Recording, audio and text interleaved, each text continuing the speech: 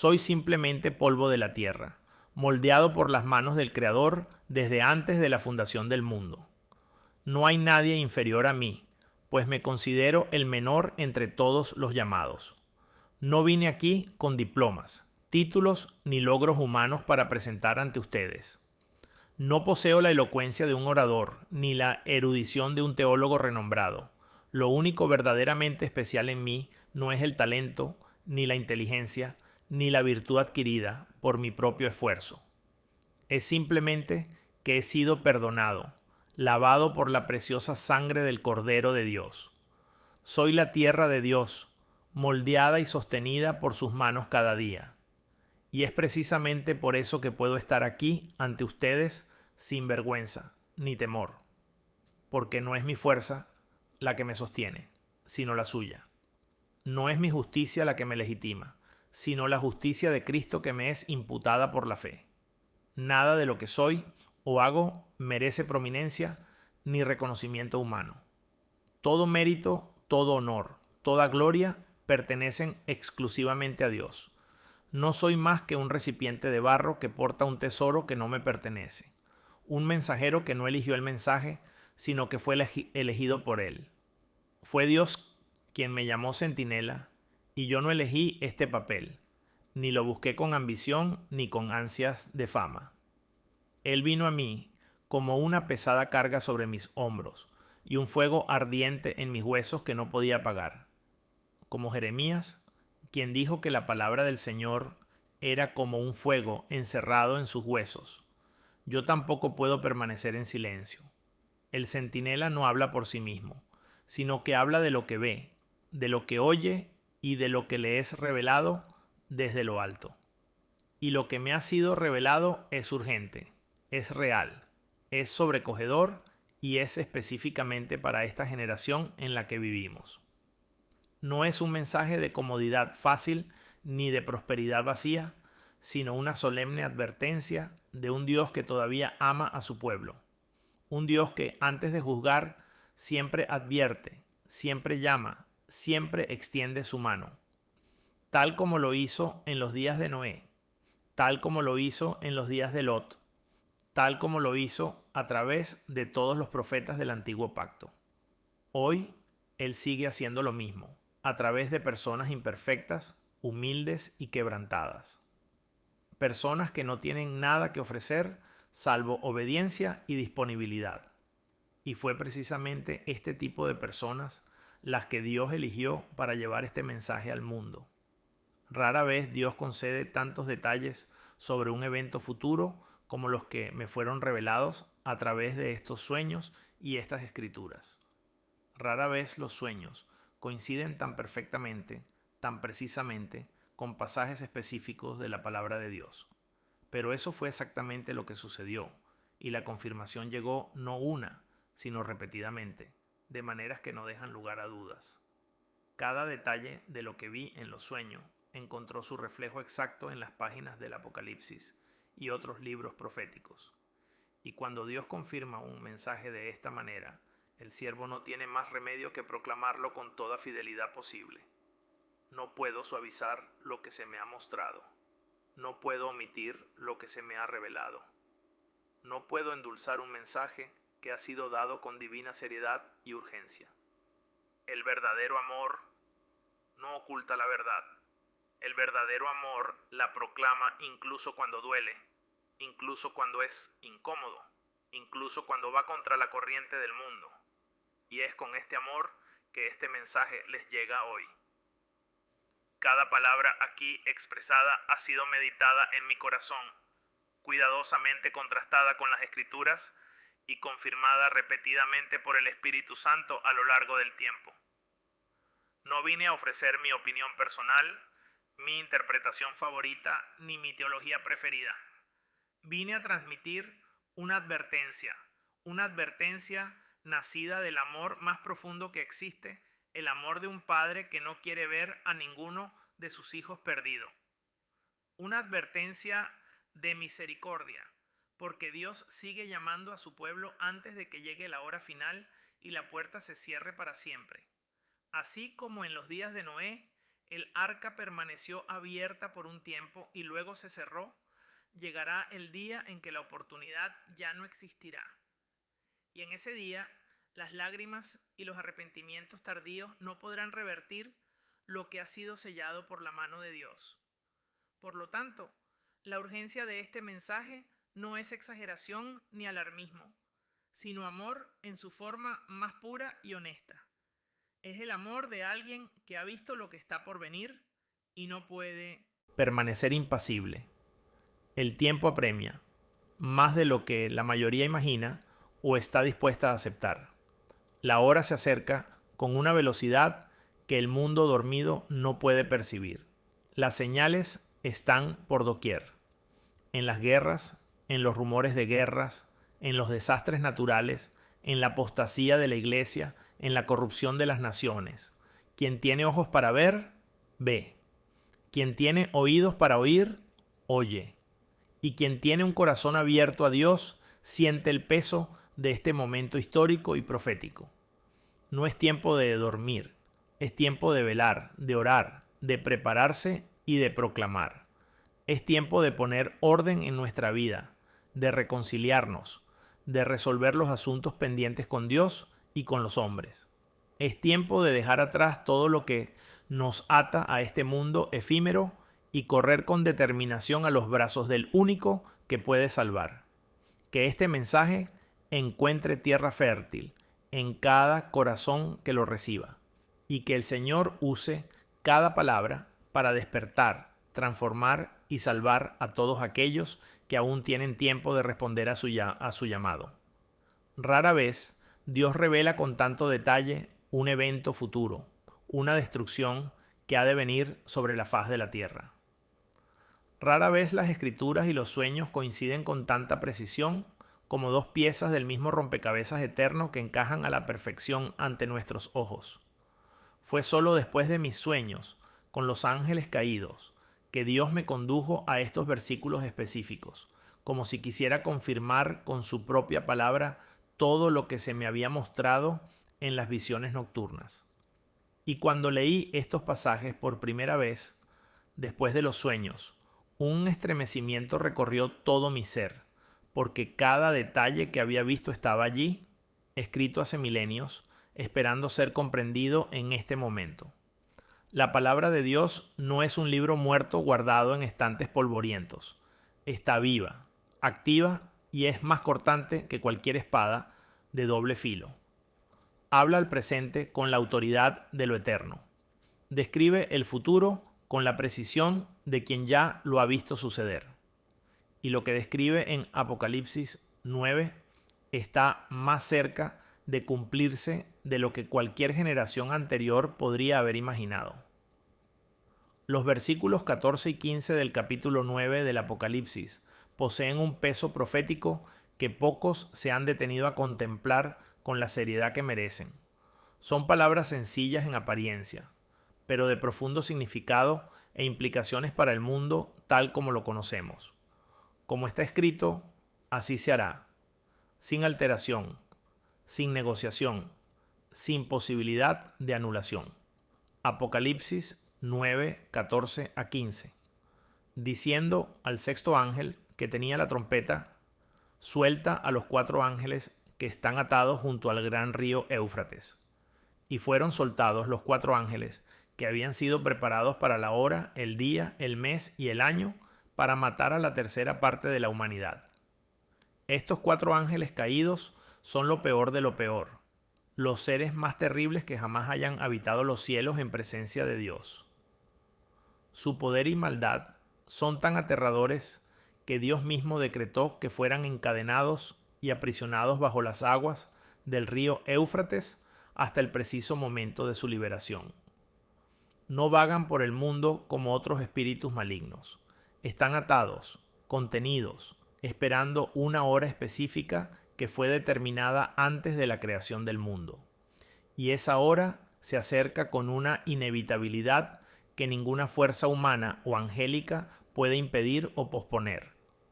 Cuando sean liberados, no habrá negociación, ni misericordia, ni piedad en sus corazones endurecidos por el odio eterno. Fueron preparados específicamente para este momento, una hora, un día, un mes y un año, con una precisión que demuestra que Dios es soberano incluso sobre la destrucción. Cada minuto de su reinado de terror ha sido contado y limitado por la mano del Todopoderoso. Pero dentro de ese plazo destruirán una proporción de la humanidad que la mente humana apenas puede comprender. Un tercio de la humanidad, miles de millones de vidas truncadas en un lapso de tiempo que las escrituras describen con escalofriante precisión. Y no estarán solos en esta devastación sin precedentes en la historia de la humanidad. Pero no son solo estos 4 ángeles caídos quienes vagarán por la tierra durante la tribulación, sembrando muerte y destrucción por donde quiera que vayan. Las escrituras revelan claramente que un ejército mucho mayor de seres oscuros será liberado sobre la tierra en aquellos días terribles. El Apocalipsis y otros libros proféticos desvelan una realidad espiritual que el mundo moderno, en su arrogancia racionalista, prefiere ignorar o ridiculizar. Pero la ignorancia no anula la realidad. Solo deja a los ignorantes desprevenidos para lo que está por venir. Otros versículos fundamentales nos ayudan a comprender la magnitud de lo que se avecina para este mundo que cree estar evolucionando hacia un futuro mejor y más iluminado. Apocalipsis 12, 7 a 9. Y hubo una guerra en el cielo. Miguel y sus ángeles lucharon contra el dragón, y el dragón luchó y sus ángeles lucharon, pero no fue lo suficientemente fuerte, y perdieron su lugar en el cielo. Entonces fue arrojado el gran dragón, la serpiente antigua que se llama Diablo o Satanás, el cual engaña al mundo entero. Fue arrojado a la tierra, y sus ángeles con él. Génesis 6:4. En aquellos días, y también después, había gigantes en la tierra, cuando los hijos de Dios se unieron a las hijas de los hombres, y éstas les dieron hijos. Estos fueron los valientes de la antigüedad, hombres de renombre. Apocalipsis 12:4. Y su cola arrastró la tercera parte de las estrellas del cielo y las arrojó sobre la tierra. Y el dragón se puso delante de la mujer que estaba de parto, para devorar a su hijo en el momento en que naciera. Por lo tanto, se trata de mucho más que 4 ángeles caídos que destruirán un tercio del mundo durante la tribulación. Es un ejército de tinieblas, reunido a lo largo de milenios, preparado con un propósito específico y un plazo determinado por la soberanía divina. Y por aterradora que sea esta realidad, no está fuera del control de Dios, sino que está dentro de él. Cada detalle ha sido previsto, cada límite ha sido establecido, cada momento ha sido contado por el Señor de los ejércitos, quien gobierna sobre todos. El mensaje no es de desesperación, sino de urgencia. Urgencia para que toda persona que aún no ha entregado su vida a Jesús lo haga ahora, mientras la gracia aún está disponible y la puerta sigue abierta para todos los que deseen entrar. En mi sueño, me di cuenta de que estaba de pie en una colina cubierta de hierba verde y densa, en medio de un campo abierto que se extendía hasta donde alcanzaba la vista. El cielo sobre mí estaba despejado, y el viento soplaba suavemente entre la vegetación circundante, creando una sensación de paz y tranquilidad que contrastaba con lo que estaba a punto de suceder. No había nada extraordinario en esa escena inicial. Era un lugar simple y ordinario, como tantos otros que he visto en mi vida real. Pero había algo en el aire, una silenciosa expectación, la sensación de que ese momento era el preludio de algo mucho más grande de lo que podía comprender. Y entonces, sin previo aviso, sin ningún sonido que anunciara su llegada, un ángel descendió hacia mí con una velocidad y una gracia que solo pueden describirse como sobrenaturales. No había alas visibles batiendo en el aire, ni una luz cegadora como suele representarse en tantas obras de arte. Solo había una presencia, poderosa y serena a la vez, que se materializó ante mí como si siempre hubiera estado allí. El ángel extendió su mano hacia mí con un gesto sencillo y directo, sin ceremonias ni explicaciones elaboradas. Y entonces pronunció las dos palabras que lo cambiaron todo en aquel sueño y que aún resuenan en mi memoria con absoluta claridad. Dos palabras sencillas, pero cargadas de un peso y una autoridad que trascendían lo que cualquier voz humana podría expresar. Simplemente dijo: sígueme. Tomé la mano del ángel sin dudarlo, sin preguntar, sin pedir explicaciones sobre a dónde íbamos ni qué nos depararía el futuro. Y en ese instante, al instante, nos elevamos a una velocidad que desafiaba cualquier ley de la física que yo conociera. Ascendimos cada vez más alto, atravesando capas de atmósfera, dejando atrás nubes, vientos y la inmensidad del cielo azul. Ascendimos hasta que el azul se tornó negro y las estrellas comenzaron a aparecer a nuestro alrededor como diamantes esparcidos sobre terciopelo oscuro. Y entonces, bajo nosotros, la Tierra se reveló en toda su grandeza esférica, girando lentamente en el espacio como un enorme globo vivo y palpitante. Era una visión de una belleza que las palabras humanas son completamente insuficientes para describir con justicia, pero no tenía miedo y eso era extraordinario en sí mismo, porque, en realidad, debería haber estado aterrorizada por lo que estaba sucediendo. La única explicación para esa paz inexplicable era la mano del ángel que sostenía la mía. Mientras esa mano me sostenía, el miedo simplemente no podía encontrar cabida en mí.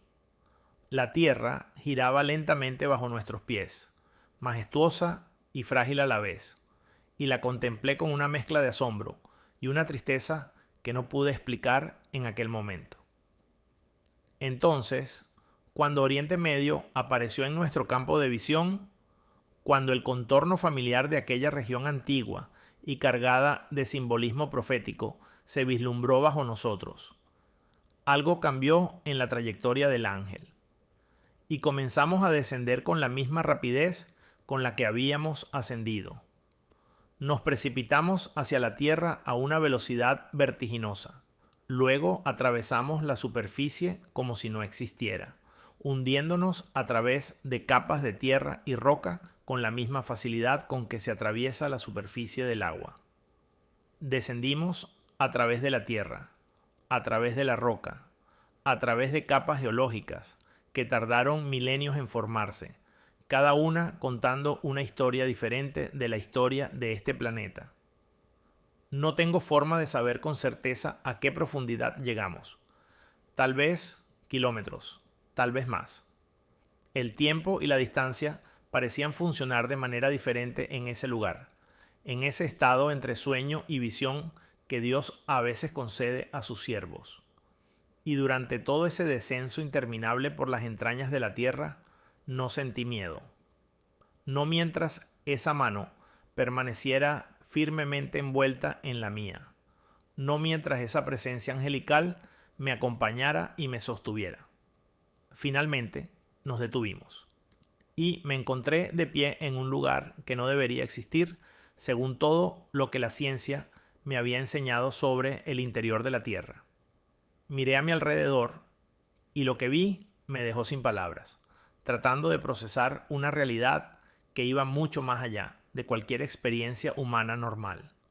Había millones de túneles que se extendían en todas las direcciones imaginables, como una red subterránea de proporciones imposibles, cada uno desapareciendo en la oscuridad a lo lejos. Y cada pocos metros, a lo largo de todos esos túneles, había celdas con gruesas rejas de hierro forjado.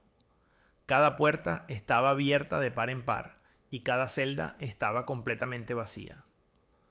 Me quedé de pie frente a aquellas celdas abiertas y un escalofrío que no era físico me recorrió todo el cuerpo. Había algo profundamente perturbador en esas puertas abiertas. No la presencia de algo aterrador, sino su ausencia. La ausencia de aquello que había estado allí contenido durante tanto tiempo y que ahora se había marchado. Como una prisión de máxima seguridad cuyos reclusos más peligrosos hubieran desaparecido repentinamente sin dejar rastro, dejando solo el vacío y el pesado silencio de un lugar que había conocido el terror. Entonces me volví hacia el ángel que aún me sostenía la mano y le hice la única pregunta que pude formular ante aquella visión. ¿Qué es esto? El ángel respondió con una claridad y una gravedad que no dejaban lugar a interpretaciones alternativas ni a la esperanza de que fuera simplemente una metáfora. Dijo: estas son las celdas vacías que albergaban a los peores demonios, que solo serán liberados en la tribulación.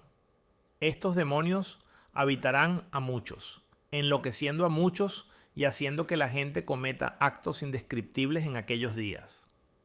Las palabras del ángel me abrumaron como un peso inmenso, y las dejé entrar, las dejé asentarse, negándome a minimizarlas o suavizarlas con interpretaciones más cómodas. Los peores demonios, desatados en la tribulación, habitando a las personas, volviéndolas locas. Cada palabra era un fragmento de una imagen que no quería contemplar, pero que necesitaba ver con claridad para poder transmitirla fielmente.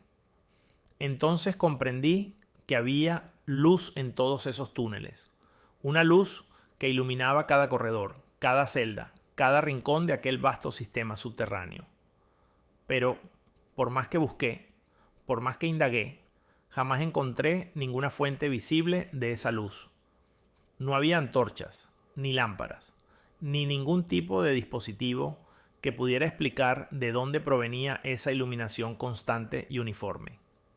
Era simplemente una de las muchas cosas en aquel lugar que existían más allá de los límites de lo que la mente humana podía explicar y comprender. El ángel, aún sosteniendo mi mano, con esa firmeza tranquila e inquebrantable, dijo entonces: camina conmigo. Y así caminamos, uno al lado del otro, por aquellos interminables corredores, pasando celda tras celda vacía, cada una un testimonio silencioso de algo que había estado allí contenido y que ahora había sido liberado para el propósito para el que había sido preparado. Entonces los vi. 4 bestias enormes y colosales, cuyas proporciones desafiaban cualquier noción de escala que yo pudiera tener. No estaban en celdas como los demonios cuyos espacios vacíos habíamos atravesado. Estaban encadenados directamente a las paredes de la cueva con cadenas que parecían haber sido forjadas específicamente para contener algo de poder y fuerza inconmensurables. Eran absolutamente masivos, todo músculo y poder concentrados en formas que no tienen equivalente en el mundo natural que conocemos. Estaban acurrucados como animales dormidos, pero no dormían. Estaban despertando. Gemían con sonidos que hacían vibrar la roca circundante. Se movían lentamente de un lado a otro, con esa pesada inercia de quien despierta de un sueño profundo y prolongado. Sus cadenas resonaban con un sonido metálico que retumbaba por todos los pasillos de aquel lugar.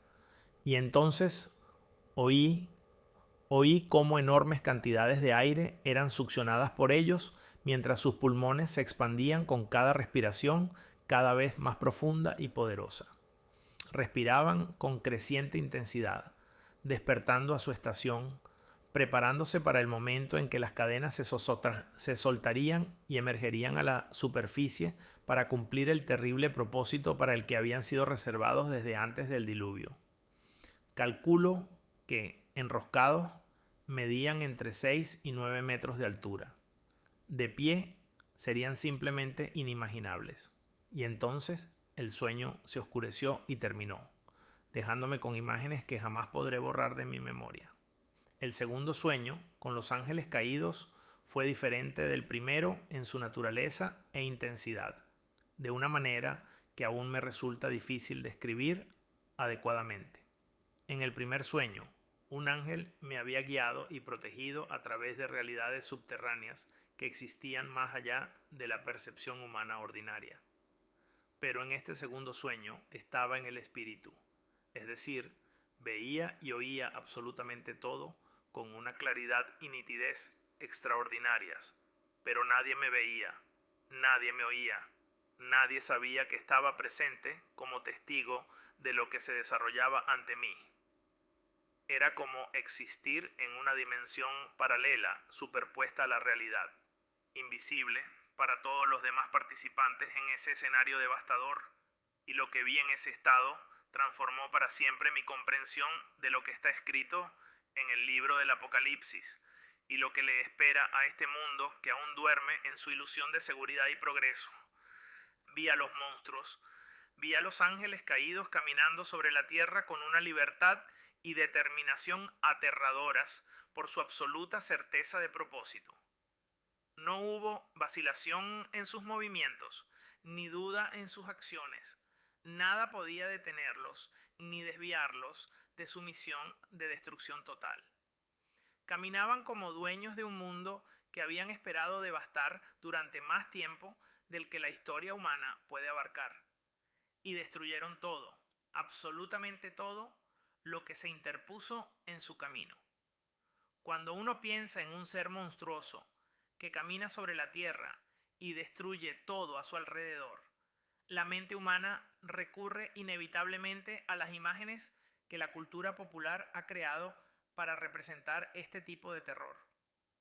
Uno piensa en algo como Godzilla, en esas representaciones cinematográficas de destrucción a escala urbana que Hollywood ha convertido en entretenimiento. Y la comparación no es del todo inapropiada. Ciertamente existió algo de esa escala, esa proporción, ese nivel de devastación sistemática e imparable. Pero la diferencia fundamental radicaba en que Godzilla es una criatura sin inteligencia dirigida, impulsada por instintos primitivos. Lo que vi en ese sueño fueron seres dotados de inteligencia, de conciencia, con una furia deliberada y dirigida contra la humanidad que iba mucho más allá de cualquier instinto animal. No vi rayos saliendo de ellos, no vi fuego siendo expulsado de sus bocas o de sus cuerpos, pero vi algo igualmente devastador y mucho más inexplicable por la física que conocemos. Vi los edificios frente a ellos simplemente explotar, como si una fuga de gas invisible recorriera cada estructura momentos antes de su llegada. Un edificio entero se transformaba en una enorme bola de fuego en una fracción de segundo, haciéndose añicos en millones de fragmentos que salían disparados en todas direcciones con una fuerza devastadora que no dejaba nada intacto en su radio de destrucción. Y luego el siguiente edificio, y el siguiente, y el siguiente.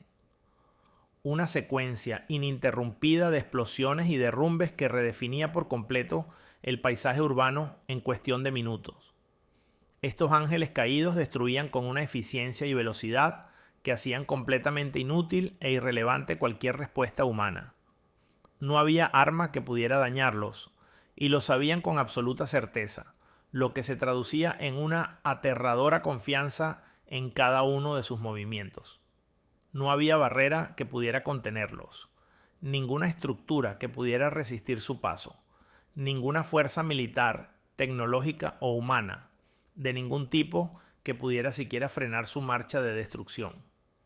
Y mataban a todos con un odio y un rigor que simplemente no tienen equivalente en ninguna experiencia humana de violencia o guerra. No dormían, no descansaban, no se detenían para recuperar energías ni para planificar sus próximos movimientos.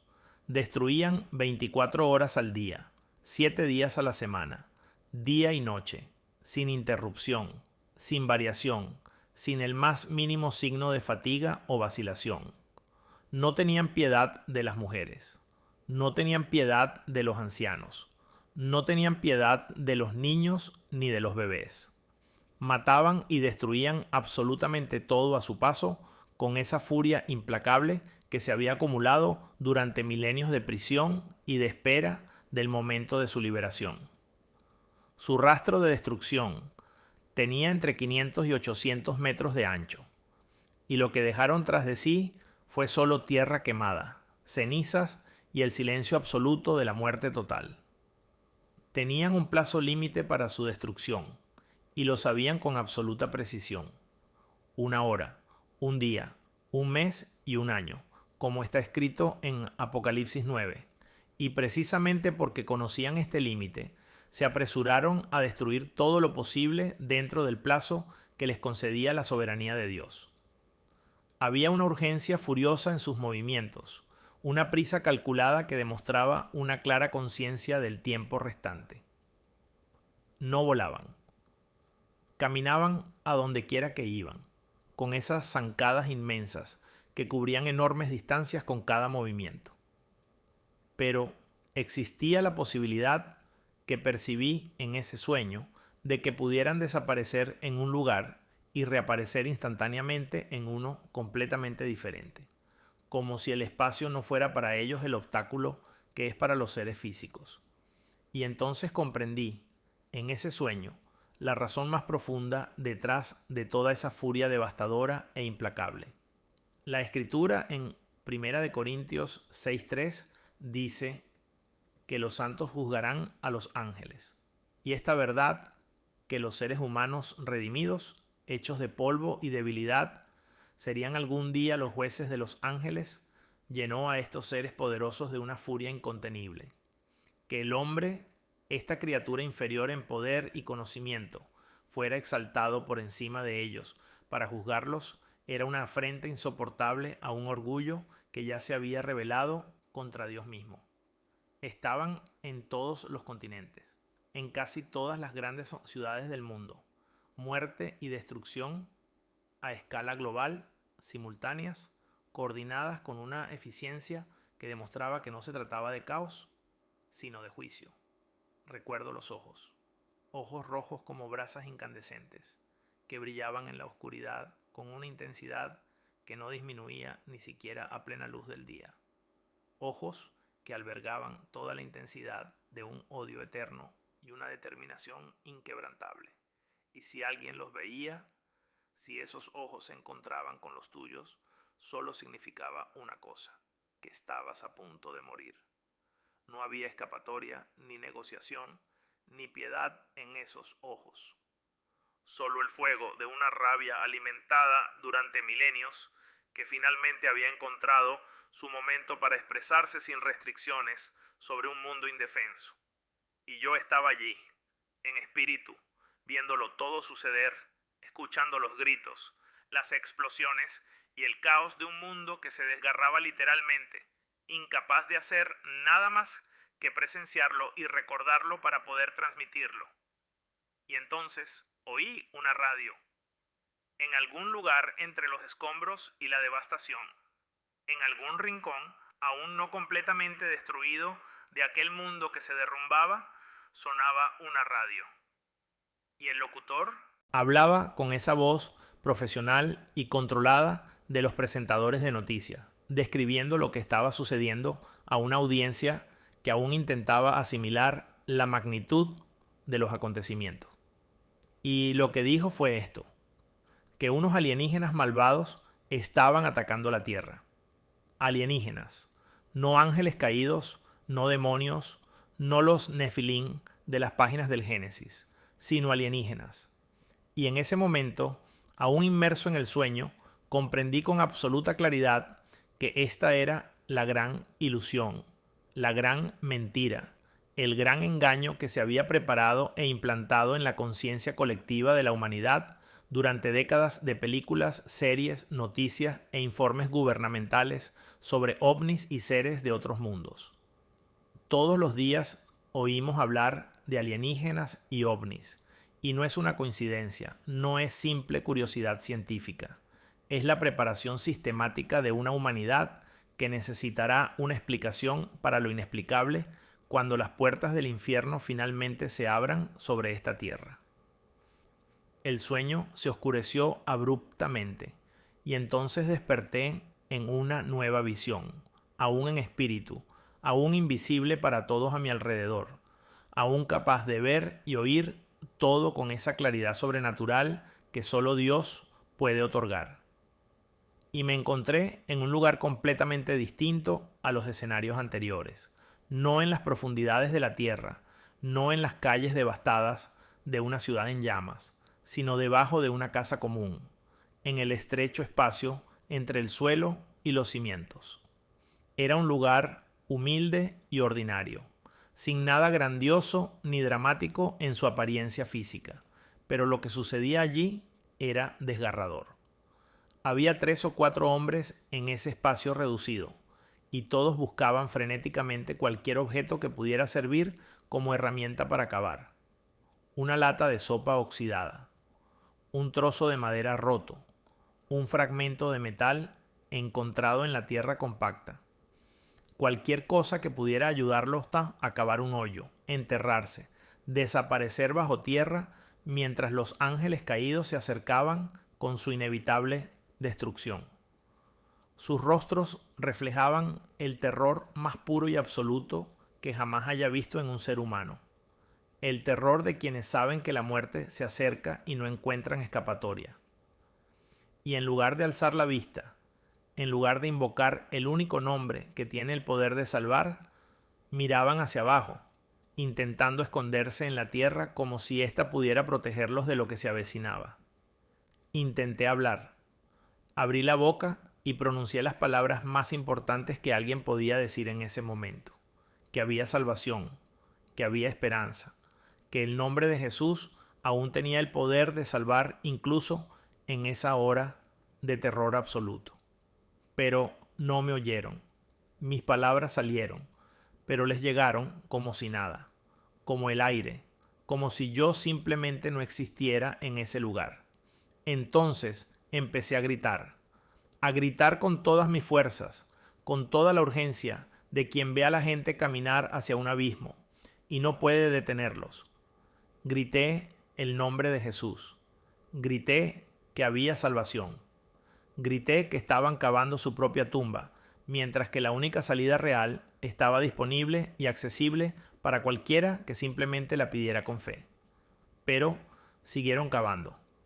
Siguieron excavando esa tierra con esas herramientas inadecuadas, con esa determinación desesperada de quien ya no tiene esperanza, pero sigue intentándolo, porque detenerse significaría aceptar lo inevitable. Y entonces comprendí, con una profunda y devastadora tristeza, que aquellos hombres no eran malvados. Simplemente habían pospuesto la decisión más importante de sus vidas durante demasiado tiempo. Personas que tal vez habían escuchado el Evangelio y lo habían postergado. Personas que tal vez pensaron que tenían más tiempo, que la hora del juicio aún estaba lejos, que podían decidir más tarde. ¿Dónde buscarás seguridad y salvación ante lo que está por venir sobre esta tierra? Esta no es una pregunta retórica, ni una formalidad religiosa, ni el cierre cortés de un sermón dominical. Es la pregunta más urgente y trascendental que cualquier ser humano vivo hoy puede hacerse a la luz de todo lo revelado y escrito en las páginas proféticas de la palabra de Dios. ¿Estarás bajo una casa, cavando tu propia tumba con herramientas inadecuadas, buscando la salvación en un lugar sin poder para salvarte? ¿O estarás de rodillas ante el único que tiene ese poder, Jesucristo, el Hijo de Dios, el Cordero que fue inmolado y resucitó, el único nombre dado a la humanidad por el cual podemos ser salvos? Somos la última generación. No digo esto por orgullo ni por sentirme especial. Lo digo como una carga, una responsabilidad, una realidad que debe impulsarnos al arrepentimiento y a la acción inmediata. Somos la generación que verá el cumplimiento de todo lo profetizado, la generación que será arrebatada de este mundo moribundo antes de que el juicio final descienda sobre él con toda su fuerza e inevitabilidad. El mundo entero está a punto de desmoronarse de maneras que la imaginación humana apenas puede comprender.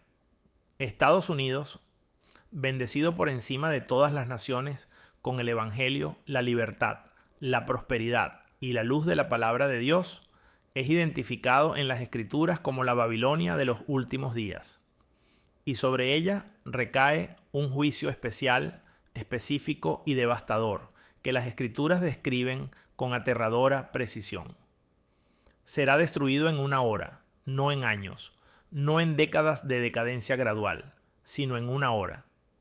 Como está escrito, así se hará, sin alteración, sin negociación, sin posibilidad de cancelación ni aplazamiento indefinido.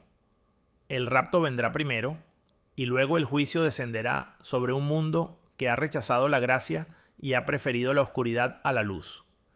Y ese día habrá llanto y crujir de dientes de una intensidad que ninguna experiencia humana previa puede servir de referencia o preparación. Arrepiéntanse, porque el reino de los cielos está cerca. Este no es un mensaje de odio ni de condenación, sino el clamor más amoroso que un corazón transformado por la gracia puede dirigir a un mundo perdido que aún tiene tiempo para responder.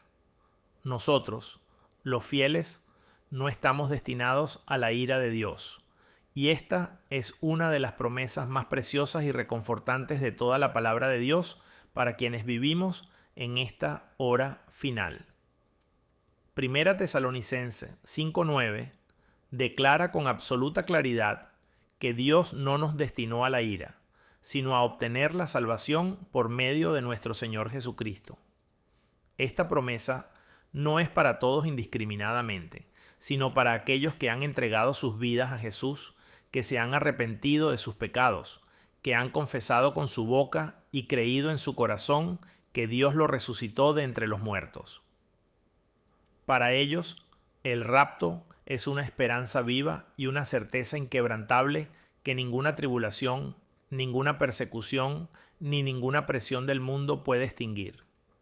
Pronto regresaremos a casa, y Dios nos librará de la locura y el horror que vendrán sobre este mundo que ha elegido rechazar su amor y su gracia. El rapto es inminente, más cercano que nunca, más seguro que el amanecer del próximo año. Y cuando eso suceda, caminaremos por calles de oro puro, y Dios enjugará con su propia mano toda lágrima de nuestros rostros, y no habrá más dolor, ni más sufrimiento, ni más muerte, por los siglos de los siglos. Y veremos a Jesús. Veremos las marcas de los clavos en sus manos y pies, esas marcas eternas que narran la historia del mayor acto de amor que el universo jamás haya presenciado. Veremos las profundas y terribles cicatrices en su espalda, cada una un capítulo en la historia del precio pagado por nuestra redención, por nuestra libertad, por nuestra reconciliación con el Padre. Y en ese momento, ante esas marcas, toda teología se convertirá en experiencia, toda fe en visión, toda esperanza en realidad tangible y eterna. El amor que Dios nos tiene es verdaderamente insondable, superior a todo el oro de la tierra, superior a todas las estrellas del cielo, superior a sus propios ángeles que jamás necesitaron redención. Y todo lo que necesitamos hacer es corresponderle con amor, arrepentirnos de nuestro pecado con un corazón sincero e invocar el nombre de Jesús para que nos salve. Las palabras que anhelo oír a la entrada del paraíso son sencillas e inmensamente poderosas. Entra, mi fiel y verdadero siervo, bienvenido a casa. Y ruego con todo mi corazón que tú también las oigas en ese glorioso día que se avecina. Recuerda siempre, el fin se acerca a toda velocidad. ¿Corres hacia Jesús? Él es el único que puede salvar. Solo Jesús.